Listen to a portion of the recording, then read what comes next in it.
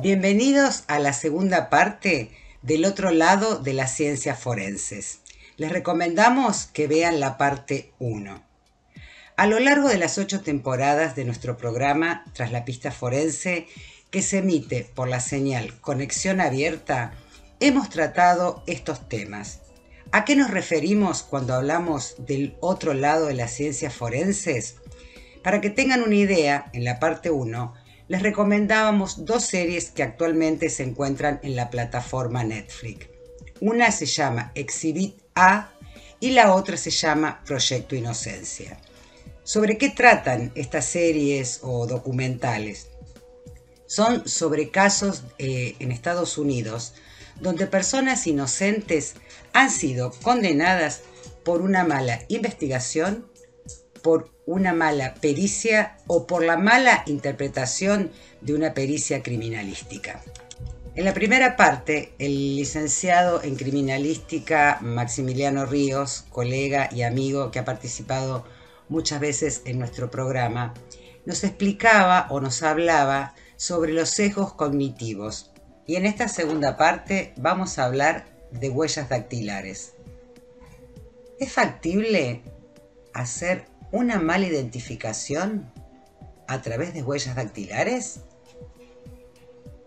Bueno, les quiero contar un paper, una investigación que leí hace poco y que me pareció muy interesante y que viene sumado a la línea de lo que venimos hablando ya en las distintas últimas temporadas y a principio de este año también, que tiene que ver con toda la crisis que hay en las ciencias forenses y que siempre venimos proponiendo hablar de las tasas de error de las técnicas, del tema de la estandarización, de las críticas a las técnicas, incluso aquellas técnicas que ya están consagradas en el acervo de los investigadores forenses. Y hoy, a pesar de que no es mi especialidad, le tocó el turno a la identificación de huellas dactilares. Como saben, para nosotros es un tema muy caro porque, bueno, el sistema dactiloscópico argentino creado por Juan Bucetich se difundió y se implementó prácticamente en todo el mundo. Y la verdad es que desde finales del siglo pasado, del siglo anterior, pasado en realidad, finales del siglo XIX, venimos usando básicamente esa misma metodología para identificar a las personas. Pero y siempre se pensó en su infalibilidad, ¿no? en su posibilidad de identificar a las personas al 100%, de modo que, por ejemplo, en la época en que yo estudiaba, los informes generalmente se cerraban con una frase muy típica que era que la identificación era fehaciente, categórica e indubitable. Bueno, con el avance y de las ciencias forenses, la puesta en crisis de todos estos conocimientos que se empezó a dar básicamente con el informe de la Academia Nacional de Ciencias de Estados Unidos en el 2009 y que empezó a intentar poner a prueba muchos de los paradigmas o supuestos que tenían determinadas disciplinas. Se empezaron a hacer diversos test para controlar la fiabilidad de las pruebas que estaba ofreciendo la ciencia forense a la justicia. Y bueno, estuvimos a lo largo de este año y del año pasado comentando varias veces sobre estos temas. Es un tema que a mí me tiene muy interesado estos últimos años. Y bueno, muy recientemente, ya para entrar en tema, más precisamente el 29 de septiembre, o sea, hace muy poquitos días, De nada. me apareció, sí, nada, un poco más de una semana, apareció publicado un artículo en el Journal of Forensic Sciences sobre la tasa de error en la identificación de huellas dactilares, pero en una condición especial, en una condición que ellos llaman no coincidencias cercanas. O sea, ¿qué quiere decir esto? Que es huellas que se parecen mucho, pero que no son la misma, pero que tienen muchos puntos de similitud. Ellos lo llaman no coincidencias cercanas, near close match, creo que es.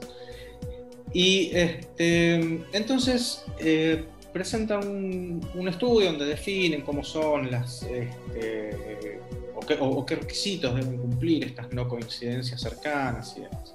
Pero la parte sustancial que les quería contar, que me pareció más interesante y que es yo no sé si es un estudio definitivo, pero sí es un puntapié inicial para que nosotros pensemos sobre las técnicas forenses, incluso sobre las técnicas consagradas, y eventualmente requerirán, ¿no? más investigación.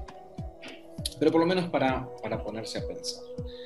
¿Y qué presenta este paper? Bueno, los sistemas de las agencias forenses de los países que están más avanzados en estos temas normalmente pasan por procesos y protocolos de control de calidad, ¿no? Con un sistema de calidad controlan sus resultados. Y entre otras cosas, lo que hacen es hacer muestras ciegas que se envían a los investigadores para que los investigadores hagan su reporte, después todos los reportes de todas las agencias, es decir, un ensayo interlaboratorio, ¿no? Se envían las mismas muestras a distintos laboratorios, los laboratorios emiten sus resultados y los informan a un centro único que procesa esos datos y entonces te dicen, bueno, ellos saben obviamente el valor de referencia, si es positivo o no, y nos dicen qué tan alejado estuvo nuestro resultado de la verdad o de la media obtenida para una determinada medición. No sé si se está entendiendo, ¿no? Sí. Okay. Esto funciona para determinaciones cuantitativas, por ejemplo, se puede hacer para una medición de una determinada sustancia, como puede ser un fármaco, una droga, donde los laboratorios reportan el valor obtenido y va a haber una media, un valor medio, y va a haber unos desvíos que va a tener cada laboratorio. Y cada laboratorio podrá saber entonces si está o no en rango de informar un resultado correcto. Y también para las muestras no cuantitativas o no numéricas, como puede ser la identificación de vainas y proyectiles, como puede ser la identificación de huellas dactilares u otro tipo de procedimientos. Bien, con esta pequeña introducción entonces les cuento muy resumidamente en qué es lo que informan estos investigadores. Dentro del contexto de los controles de calidad y dentro de estas muestras que se envían a los laboratorios para saber, que son muestras ciegas, para saber cómo están informando, ellos a propósito mandan 2 pares de huellas que tienen estas características de no coincidencias cercanas, es decir, huellas que se parecen mucho pero que no son de la misma persona, ¿sí? Entonces, dentro del pool de huellas que mandan a analizar, la verdad es que no sé, no recuerdo cuántas mandan en el pool ese, pero supónganse, mandan 20 pares de huellas. Bueno, dentro de ese paquete de 20 pares de huellas, mandan 2 que cumplen con este requisito de ser huellas muy parecidas, pero no iguales.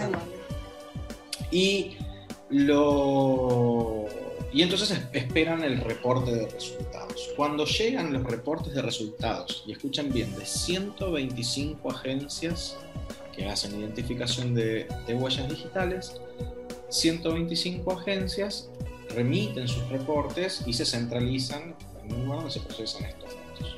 Y los investigadores se encontraron con un resultado un poco, podríamos decir, preocupante.